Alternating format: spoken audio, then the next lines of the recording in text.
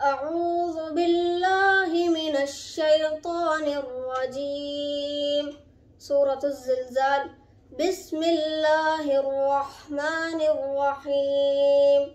إذا زلزلت الأرض زلزالها وأخرجت الأرض أثقالها وقال الإنسان ما لها يومئذ تحدث أخبارها بأن ربك أوحى لها يومئذ يصدر الناس أشتاتا ليروا أعمالهم فمن يعمل مثقال ذرة خيرا يره ومن يعمل مثقال ذرة شرا يره.